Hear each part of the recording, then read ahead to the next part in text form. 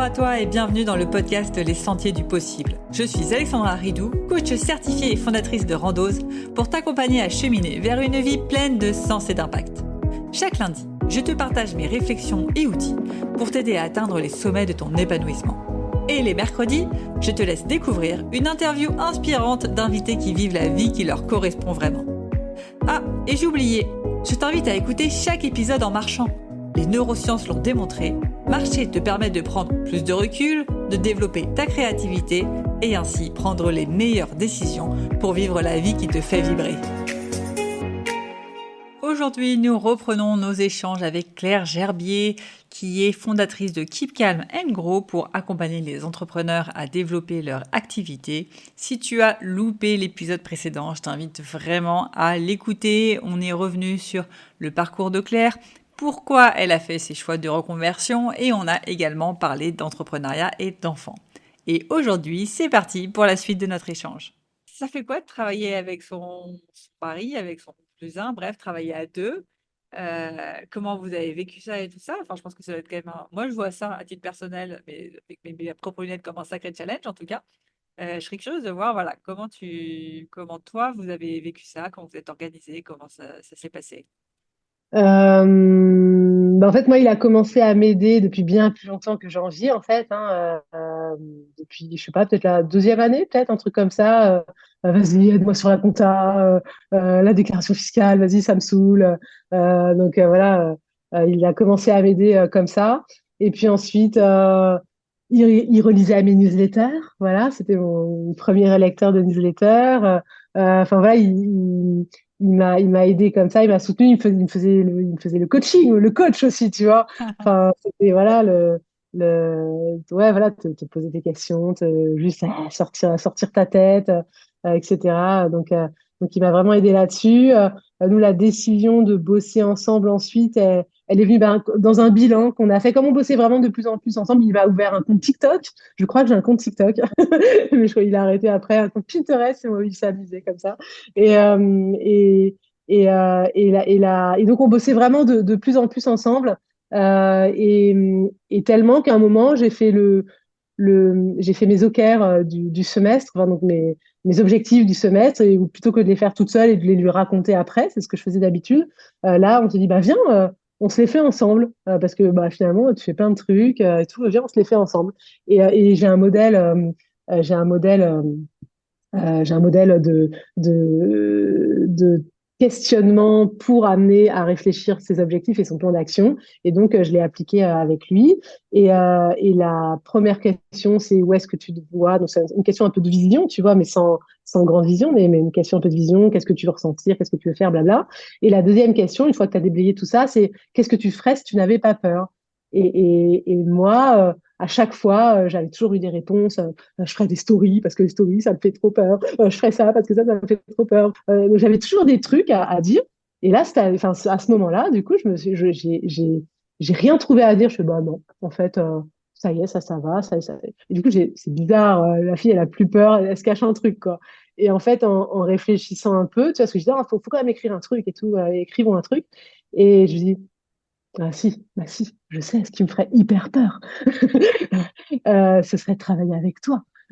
Franchement, c'est ça qui accélérerait la boîte, c'est ça qui serait vachement bien.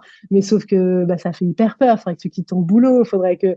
euh, Et juste le fait d'avoir mis cette petite graine, bah, on n'a pas du tout décidé ça tout de suite, tu vois, mais on s'est dit, bah ouais, après tout, ça aurait du sens et ça nous permettrait de déménager, parce que j'ai déménagé aussi de région parisienne à Nantes. Et enfin, c'est un peu ouvert aux possibilités, ça a mûri comme ça.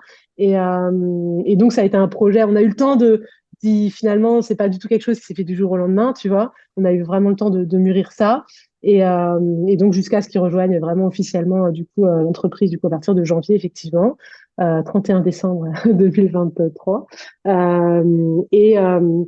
Et non, et qu'est-ce que ça fait? Eh ben, c'est une question de rôle en fait. C'est une question c'est pas facile tous les jours. C'est plein de satisfaction et c'est plein de challenges. C'est clairement quand je vois, quand j'ai discuté avec des copines et tout entrepreneurs, même quand tu as une équipe, même quand machin, souvent il y a cette notion de je suis seule, tu vois, qui revient. Voilà, et c'est vrai que bah, je me sens moi très soutenue du coup bah, par Karim, c'est pas Karim. Et donc je ressens pas du tout ce niveau de solitude que je pense que peuvent ressentir des copines, en tout cas quand elles m'expriment. Euh, mais voilà, mais par contre, il y a la notion de rôle parce que là, c'est pas un job que tu dois faire à ton image, c'est deux jobs que tu dois faire à ton image, tu vois. Autant quand tu es entrepreneur, enfin, si tu commences à t'entourer, tu vas faire le job comme toi tu le veux et tu complètes les gens. Là, il y a deux bases, deux personnes et il faut que les rôles correspondent et correspondent avant tout à la boîte quand même, tu vois. Donc, il faut que les rôles, en tout cas moi, comme c'est ma vision de l'entrepreneuriat, faut que les rôles servent et l'entreprise et soit les zones de talent de chacun. En plus, il a un esprit ingénieur, j'ai un esprit plus market fonctionnel, donc c'est deux cerveaux différents. Donc voilà, parfois ça coince.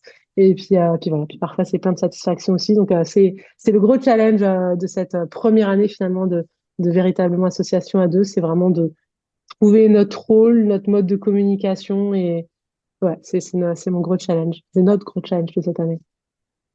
Et en tant qu'entrepreneur, je fais la réflexion, c'est quand même dur de couper le pro, le perso, etc. Alors je me dis, quand tu travailles avec ton mari, ça doit rajouter une couche de coupage encore plus dur.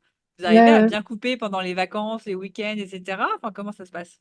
ouais, moi j'ai mes premières années, j'ai beaucoup bossé.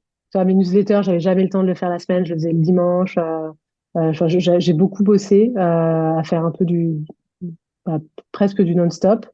C'est qu'à partir de il y a 2 ans, je crois, que je me suis vraiment dit, allez, il y a au moins 24 heures dans le week-end où je ne bosse pas du tout, qui sont devenues ensuite 48 heures dans le week-end où je ne bosse pas du tout. Et en fait, personnellement, moi, j'ai une absolue nécessité de couper, en fait, déjà de fermer l'ordi, de couper et de pas y penser. Par contre, lui, bah, il était en mode néo-entrepreneur, bah, comme moi à mes débuts, à mode y penser tout le temps et tout. Donc ça a été un truc et on cherche encore notre équilibre là-dessus. Et donc, parce que lui, du coup, c'était un plaisir de faire tout ça comme je l'avais vécu, mais moi, j'avais une absolue nécessité de couper. Donc, tu vois, pour les vacances, je sais que l'année dernière, il a bossé un peu pendant les vacances et parce qu'il avait envie et tout. Moi, j'ai pas du tout bossé. Là, cette année, je sais pas comment il voudra faire. Moi, je veux pas non plus bosser. Et ce qui est pas évident, c'est la petite discussion qui dérape. Ah, en fait, t'as vu, je t'ai envoyé ce truc. Bah, d'ailleurs, il y a une engueulade qui est partie là-dessus récemment. Et du coup, l'autre te répond rapidos, et puis du coup, t'as pas tous les aimants, et puis du coup, tu t'énerves parce que bah, comment ça, machin. Enfin, bref, voilà. Donc, on s'est dit tout récemment que il fallait qu'on soit très vigilant sur de vraiment ne plus se parler du boulot en dehors. Après, enfin, en tout cas, quand il y a les enfants, tu vois, on a au moins, on voit bien que c'est relou. Donc, enfin, avec les enfants, je crois qu'on le fait pas trop. Mais c'est plus, même nous, enfin, comme du coup, on bosse à la maison, dans notre bureau. Enfin, voilà, du coup, c'est même nous, nos pauses déjeuner, etc., quoi. Ouais, c'est ça, parce que vous faites vite des réunions Ouais. boulot tout le temps. Ouais, ouais, ouais, mais non, non, mais de vraiment couper. Et là, tu vois, ouais, on se l'est vraiment dit, redit là récemment, de vraiment couper. Et tu vois, au déjeuner, ça a failli déraper. On s'est repris. Donc, euh, donc voilà. Tu vois, moi, j'essaie de Ouais, couper du coup le week-end. Donc, je touche pas à ouais. l'ordinateur, je touche pas au téléphone. Mais mon petit cerveau, quand même, il a du mal à, tu sais, pas penser à, tiens, il faudrait Mm. faire ci. Oh, tiens, c'est une bonne idée. Oh, tiens, est-ce que je pourrais faire ci? Tu arrives vraiment à avoir, toi, cette déconnexion du cerveau à 100%? Sans doute pas à 100%, mais franchement, assez quand même, ouais. Mais c'est aussi parce que moi, j'ai eu un gros switch en fin d'année dernière, ouais, où on se fait accompagner en fait par un mentor sur la partie structure et en nous auditant, etc. Et j'étais un nœud dans l'entreprise. J'étais devenue enfin, j'étais un nœud dans l'entreprise. Oui, j'avais délégué, j'avais acheté du temps à des personnes du coup qui faisaient des choses à ma place, mais qui faisaient selon mon process, avec ma décision, et avec ma validation. Karim pestait là-dessus parce que du coup, on pouvait décider de rien parce que j'étais toujours voilà, je freinais la boîte quoi. Et donc j'ai eu euh, ouais, j'ai une grosse prise de conscience du coup de là-dessus. Et on a beaucoup structuré les rôles de l'entreprise. Et maintenant, ben, j'ai passé, bah, c'était l'enjeu, l'enjeu de cette année, c'était de faire passer quelqu'un à ma place sur le marketing et la vente. Donc, tu vois, donc, ouais, non, non, du coup, en fait, les rôles sont répartis, les responsabilités sont réparties et non, j'avoue, j'arrive à couper. Ouais, non, T'arrives à switcher. je crois pas, ouais, je crois pas vraiment que je, ouais, je crois pas. Ouais. Et tu dis, du coup, l'une des clés, ça a été la délégation, c'est ça pour switcher. Je crois aussi que ça, enfin, c'est parce que ça roule aussi, tu vois. Euh, c'est parce que je sais, bah, la partie des ventes, c'est toujours le nerf de la guerre, tu vois. Le market et la vente, c'est toujours le nerf de la guerre. Je sais comment, je sais où appuyer sur le bouton pour faire plus de ventes. Donc, euh, donc j'ai vraiment quelque chose d'assez prévisible et donc j'ai pas d'inquiétude là-dessus. J'ai pas d'inquiétude là-dessus. J'ai fait sur des, enfin toi ma boîte elle s'appelle Keep Calm and Grow et c'est ma philosophie de vie. Bah, quand je te dis j'ai pas l'année 2024 l'enjeu, on a ralenti, on a enlevé des projets. Avant moi je faisais des masterclass live, on n'en a pas fait. Je faisais des ateliers où je faisais travailler les bilans de plans, les bilans des gens, faisait des plans d'action, etc. On l'a proposé qu'en replay, je l'ai pas du tout fait non plus parce que c'était des nouveaux projets. On faisait du LinkedIn, on a cuté le LinkedIn, je suis que sur Instagram. On a vraiment enlevé des choses et simplifié encore plus le marketing euh, pour faire monter du coup mon bras droit au poste de directeur market, pour prendre un closer sur un commercial sur la partie vente, au lieu que ce soit moi qui le fasse. Donc, et tout ça, on l'a fait bah, sur une année, quoi, tu vois, et puis même avant, finalement. Donc c'est quand même, c'est aussi, enfin, c'est quand même avant tout sans doute parce que j'ai des bases solides, tu vois. Ouais. C'est parce que j'ai des bases solides, quoi. Parce que déléguer, enfin, ouais, la délégation, finalement, ça vient que après, tu peux pas d'abord déléguer, tu vois. Donc, Mm. c'est d'abord les bases solides et puis après, effectivement, définir les rôles de chacun. Mais voilà, mais c'est comme cette histoire d'arbre là. Enfin, moi, en tout cas, mon chemin, je devais passer par des niveaux de petites délégations parce que déjà, c'est challengeant, c'est pas évident. Avant de donner les clés d'un domaine à quelqu'un, tu vois, ouais, je devais passer par là, quoi. Donc voilà. Ah non, c'est ultra inspirant. Encore une fois, je sais pas si c'est parce que du coup, j'ai cette vision ambitieuse qui fait que je suis toujours en train de penser au prochain Ouais, projet, au ouais, prochain truc, au truc. ouais. Tu vois, le keep calm, il me ferait un peu de bien, je pense, Un peu dans ma vie de tous l'accepter. les jours. Le ralentir un peu. Alors, je sais que je travaille dessus, hein, encore une fois, donc j'essaye de le Ouais. ralentir. Mais c'est vrai que, alors, depuis peu, ouais, depuis un mois, quand même, les week-ends, j'y pense moins. Il y a Mm, toujours des moments où je sais pas, en fait, je pars dans mes pensées et je pars dans ah tiens, il mm, faudrait que tu fasses ce nouveau projet, il faudrait que tu fasses ci, il faudrait que tu fasses ça, et je pars mm. Ouais, dans mon délire. ouais, ouais. Mais sur l'année, tu sais ce que tu veux faire? Tu as défini tes projets? Donc, c'est des projets qui se rajoutent Ouais, c'est ou des projets c'est qui se rajoutent. Quoi. des Je projets qui fais se que rajoutent? rajouter. À chaque fois, je Ouais, me dis, allez, là, on s'arrête, on rajoute rien. ouais, Et tu vois, sur le mois de juin, je m'étais dit, allez, on y va slow. Finalement, je me suis lancée dans un bootcamp sur LinkedIn. Je me suis lancée dans mon podcast, un épisode par jour sur juillet. ouais, J'ai ouais, la formation de coaching de Julien Bézier. Enfin bref. ouais, ouais, Pour quelqu'un qui dit au ralenti, on fait rien de plus, ouais, ouais, euh, je suis pas très bon élève. ouais, ouais, ok. Donc, ouais, non, non, je travaille dessus, mais du coup, c'est ultra inspirant de se dire, ouais, en fait, t'as raison. Simplement, tu donnes et tu dis non et tu écrèmes, quoi. Ouais, ouais, tu fais le plus. Bah là, nous, on a appris que du coup, bah, on n'aurait pas de garde pour les enfants cet été, tu vois. Puis du coup, on les a Oh, pas mes inscrits sur le condoléances. en attendant. Donc, et on peut pas faire des journées normales avec trois enfants à la maison, tu vois, même si on a un jardin maintenant, mais on peut pas faire ça.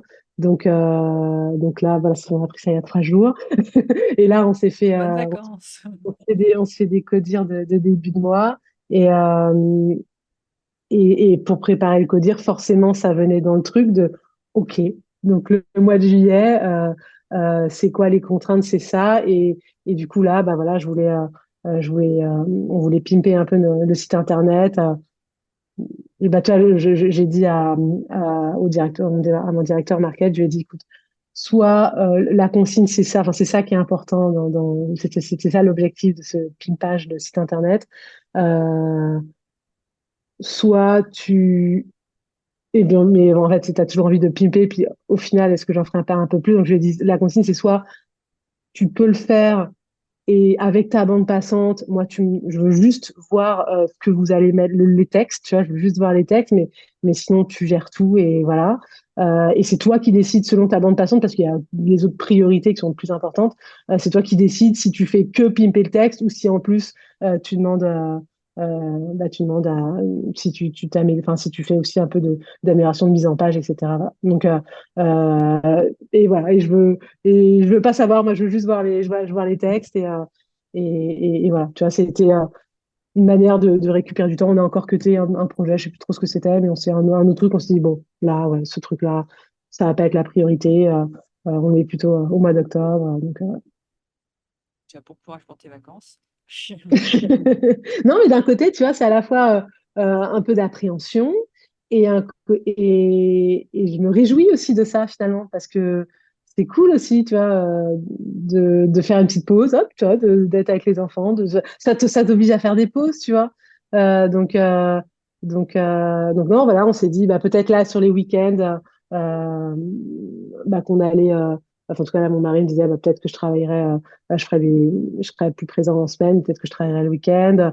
Enfin voilà, faut qu'on s'organise, c'est pas encore fait, tu vois, mais en temps un peu les projets et en répartissant un peu le travail autrement, les temps off, les temps machin, pour que mais c'est aussi un plaisir de me projeter dans un mois de juillet où il fait beau, ça y est, et puis on va aussi pouvoir vivre et profiter un peu différemment, donc tu vois, ça va être cool aussi. Carrément. Aujourd'hui, du coup, tu accompagnes les entrepreneurs à faire plus de ventes, à faire créer leur marketing. Une question qui me revient beaucoup, c'est comment mettre du sens dans toutes ces actions marketing? Enfin, je sais pas si c'est des questions qu'on te pose. Et si tu as des petites astuces justement à partager là-dessus. Ok.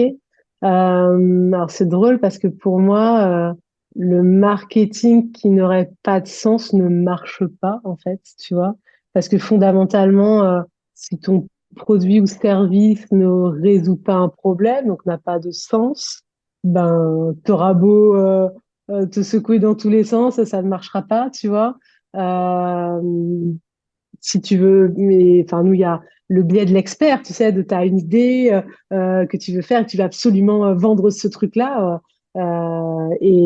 Et sauf que si en face, ça résout pas un problème, en fait, le marketing est là pour justement expliquer, travailler le discours, montrer à quel point ça colle aux besoins de la personne. Donc, c'est venir créer de la confiance en fait. Donc, on associe souvent le marketing aux techniques un peu à l'américaine, de faire voilà des faux bonus, voilà de faire des grands prix barrés, etc. Moi, ça fait que depuis très peu de temps que j'utilise la remise commerciale comme atout. Ça permet d'équilibrer les ventes, etc. Et ça doit faire 18 mois, je pense, que j'ai activé ça, mais au début, je me refusais absolument à faire ça pour me dire que je ne fais pas mes ventes parce qu'il y a eu un effet d'urgence et un effet de flip, machin, mais parce que, bah non, putain, le produit le sert et que le discours est rodé, quoi, tu vois. Donc, donc non, je suis pas bonne en astuce, moi. Je suis pas du tout bonne en astuce parce que ça change. Enfin, le fondamental, c'est d'avoir un bon produit, un bon service qui sert la problématique d'un client et après de travailler autour pour travailler le discours. Et finalement, euh, c'est peut-être aussi parce que moi, ma vision, c'est que je suis incapable je suis pas coach, moi, tu vois. Et du coup, je suis pas du tout capable alors je sais pas si dire c'est le rôle d'un coach, mais si une personne me fait une objection, je lui présente et si tu fais une objection, je suis incapable de lui faire trouver à l'intérieur d'elle-même la motivation interne, etc. Je suis pas capable de faire ça. Et donc, si la présentation, si son discours ne l'a pas convaincu de ça, bah, je sais pas le faire autrement. Donc, c'est vraiment par le travail de l'offre, en fait. Pour moi, c'est ton premier atout marketing, c'est vraiment le travail de l'offre, de vraiment coller ton offre aux besoins de la personne. Je te donne un exemple très concret. Je me souviens, j'avais un client qui était un formateur en copywriting et qui, bah voilà, du coup, on était là à optimiser son offre bah, il fait un exercice du programme, tu vois, qui consiste à mettre en face de l'avatar des obstacles qu'il rencontre, des problématiques, du désir des clients, une fonctionnalité de ton offre. Et en face, donc son avatar avait comme obstacle je procrastine, je passe pas trop à l'action, etc. On a tous un peu un poil dans la main sur plein de sujets. Euh, et, euh, et c'était une représentation qui était à 15% de son avatar, donc c'était quand même assez important par expérience. 15, ça commence à être un peu important. C'est pas majoritaire, mais c'est un peu important. Et il me dit, oh, mais moi, ma formation, c'est du learning, Claire, donc bah, j'ai rien là-dessus, donc tant pis, next. J'ai, ah, bah, bah, bah. Et non, non, il faut que tu trouves une fonctionnalité de ton offre, parce que 15%, c'est beaucoup. Donc, si tu remplis pas ça, bah, la personne, elle va se dire, bah non, moi, ça va pas marcher, puisque de toute façon, j'ai un poil dans la main, quoi. Enfin, c'est pas bien de dire ça, mais pas parce que je procrastine, etc. Et donc, bah, on a tourné la chose dans plusieurs sens. Et l'idée, c'était, il avait un ancien groupe Facebook, un groupe, c'est pas un ancien, un groupe Facebook de ses clients mais sur lequel il n'y avait pas beaucoup d'animation, donc il en était pas très fier, etc. Donc il le mettait pas en avant, et du coup on lui a donné un nouveau rôle à ce groupe Facebook de se dire bah tu pourras te challenger avec d'autres personnes, de venir montrer tes écrits, et ça venait par une fonctionnalité pure et pas juste par bah non t'inquiète pas tu vas pas procrastiner, tu vois par une fonctionnalité pure du produit ça venait apporter une solution à la personne. Ça vient pas faire le réveil matin et le job un job de comptability, machin, mais ça venait répondre à ce point-là. Puis après, chaque client prend sa responsabilité, mais c'est vraiment comment tu colles, comment tu colles les fonctionnalités de ton produit à ton avatar. Je pense que c'est vraiment le travail de fondamental qu'il faut faire, quoi. Ouais, donc si je résume, si tu vois pas de sens dans ton marketing, dans ta vente, travaille le sens de ton offre. Parce que Ouais, si ton offre a du sens, finalement, ça fait sens de faire du oui, marketing et du coup, et de la exactement, vente pour vendre ton exactement. offre, quoi. Ouais, exactement. Et toi, moi, pareil, je suis pas thérapeute, je suis pas coach, et du coup, des clients qui ont des blocages trop importants, etc. Moi, je vais pas les traiter avec ces outils-là, des croyances, etc. Je vais pas les traiter avec des outils d'un thérapeute. Et d'ailleurs, enfin, je leur dis, je sais plus moi qui fais les appels de vente, mais voilà, c'est ce qu'on leur dit du coup en appel pour les personnes qui présentent de trop grandes difficultés là-dessus. Je leur dis, ah, mais moi, du coup, enfin, on t'aide pas du tout là-dessus. Moi, ma manière de faire ça, c'est parce qu'en fait, tu vas tellement croire en ton produit, tellement croire en ton offre qu'en fait, tu auras envie d'en parler partout et du coup, tu oublieras que, en fait, tu n'auras pas du tout l'impression, il y a ce truc de j'arnaque les gens parce que je demande de l'argent en échange. Non, enfin, enfin, vendre, c'est ton meilleur moyen d'aider une personne, en fait. Moi, il y a une personne qui me demande en MP, tiens, j'ai ce truc-là, est-ce que tu peux m'aider? Donne-moi un petit conseil comme ça, même si je faisais des appels d'une heure de mon temps, etc., avec des personnes que je connais pas, mais même si je fais ça, qu'est-ce que je peux les aider en une heure de mon temps? Qu'est-ce que je peux les aider avec une astuce comme ça, donner un MP? Je peux rien faire en fait. Je peux rien faire de fondamental et de choses. Le meilleur moyen de les aider, c'est de leur dire, bah, viens, rentre dans mon programme, de leur faire comprendre à quel point leur problématique est importante, qu'il faut la traiter, de leur créer de la prise de conscience. Et après, et elle, le fait de savoir faire ça sur elles, leurs produits, de croire à fond dans leur offre, et bah, du coup, elles ont envie d'en parler tout le temps. Il y a plus cette difficulté de ah, j'ose pas trop parler de mon offre, ah, j'en ai déjà parlé une fois, qu'est-ce qu'elle va penser d'eux? Il y a plus ça parce qu'en fait, tu les aides. Donc, moi, je crois, ouais, enfin, fondamentalement, pour moi, les meilleurs vendeurs bah, sont les gens qui veulent le plus aider les personnes, quoi, tu vois. Ouais, qui croient vraiment au produit. Bah ouais, qui croient en leurs produits. Et d'ailleurs, enfin, c'est même, enfin, les grands commerciaux te disent ça, quoi, tu vois. D'ailleurs, il y a un terme, d'ailleurs, en commercial, il y a un terme, c'est travailler oh merde, je vais pas l'avoir. Mais c'est travailler la croyance du vendeur dans le produit, quoi, tu vois. Donc là, on a fait le switch vers, du coup, c'est plus moi qui prends les appels de vente, c'est une personne qu'on a pris, un closer, comme on dit. Et, euh, et du coup, voilà, on l'a fait discuter avec des anciens clients. On lui raconte les avancées des clients qui sont rentrés dans le programme avec lui. Enfin, on l'a intégré vraiment comme une personne. Il a rencontré les mentors. On leur a montré comment on travaille. Il a vu nos enregistrements de séances de travail. Il a fait ah ouais. Il a vu à quel point on se prenait la tête sur des détails pour des clients. Et c'est ça qui fait que c'est ça qui fait qu'il y croit et que du coup, ça vient remplacer le fait qu'avant, c'était moi la vendeuse, donc c'était facile d'y croire. Donc voilà, c'est une autre personne qui doit croire en ton produit, quoi. Bah, super intéressant tout ça, Claire. Je vois le temps qui défile, donc on va commencer à finir, conclure en tout cas cet échange. Je ne sais pas si tu le sais, mais l'objectif et le principe du podcast, c'est quoi? C'est de finir l'épisode par une question à écouter en marchant et à méditer en marchant. Mm. Est-ce que tu J'aime as beaucoup. une question comme ça que pourraient se poser les auditeurs qui, justement, peut-être cherchent à remettre du sens dans leur vie? Toi, c'est quoi un peu la question que tu poses qui t'aide à remettre du sens dans dans ta vie ou à réajuster ton parcours? J'aime bien cette question. Et si c'était simple? Tu vois, de t'es là face à un problème, un machin, et souvent, enfin, toi, moi, j'ai tendance parfois à me prendre trop la tête et j'aime bien me répéter cette question. Et si c'était simple? Tu vois, ça me vient, il y avait une vieille dame qui avait été interviewée et qui avait eu cette jolie phrase, la vie est plus simple que vous pensez. Et c'est- j'aime beaucoup essayer de se dire quand je suis face à un problème, et si c'était simple, voilà. Et ça, je trouve que ça permet de prendre un peu du recul, de se dire en fait, il y a une première action que je peux faire là maintenant, et on s'en fout de savoir. On n'a pas besoin d'avoir le plan rodé, les réponses viennent sur le chemin. Il faut juste commencer. Clairement, les réponses viennent sur le chemin. Faut pas tout savoir, tout savoir à l'avance, pas avoir un plan. Tout bordé. C'est peut-être pour ça, moi aussi, que je veux pas trop travailler de vision, c'est que je sais que ça change tellement que tu sais pas ce dont tu seras capable plus tard. Donc, juste là, maintenant, quelle est la première action que tu peux faire en te posant la question de si c'était simple? Je trouve que ouais, enfin, moi, ça m'aide à changer un peu de perspective sur mon problème. Voilà. Génial. Du coup, c'est et si c'était simple, quel est ce petit premier pas que je ferais, c'est ça? Ouais, c'est ça, ouais, exactement. Ouais. C'était ça, ouais, exactement. Ouais. Merci à toi, Claire. Où est-ce que nos auditeurs peuvent te retrouver? Je pense sur Instagram. Eh bien voilà, pas sur LinkedIn, vous l'avez compris. Enfin, si j'ai un compte LinkedIn, mais du coup, je ne communique plus dessus par question de focus.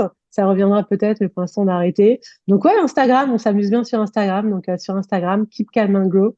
Je crois qu'il y a des points, mais je ne saurais même pas dire où ils sont. Je Keep.calm.go. mettrai dans les descriptifs de l'épisode ton compte Insta. En tout cas, je vous invite à suivre Claire si vous êtes intéressé par l'entrepreneuriat. Elle y balance pas mal de contenu et du contenu très intéressant. Bravo à toi, Claire. Et surtout, ton mantra, c'est il n'y a pas besoin d'avoir une grosse communauté pour faire des ventes. Et j'aime beaucoup cette philosophie. Ouais, tout à fait. Ouais. Ok, et merci à toi, Claire. Et pour les autres, restez bien jusqu'au bout pour la petite question de coaching. Ciao!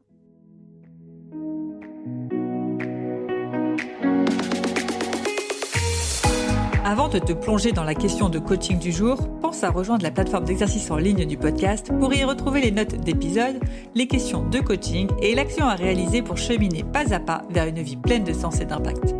Le lien est en description de l'épisode. Et bien évidemment, si tu as aimé cet épisode et le concept du podcast, tu peux me le faire savoir en me laissant une belle note ou un joli commentaire sur la plateforme de ton choix. Tu peux aussi partager le podcast à une personne qui peut en avoir besoin. Et c'est parti pour tes 2 minutes de coaching et on se retrouve très vite dans le prochain épisode. Bye bye!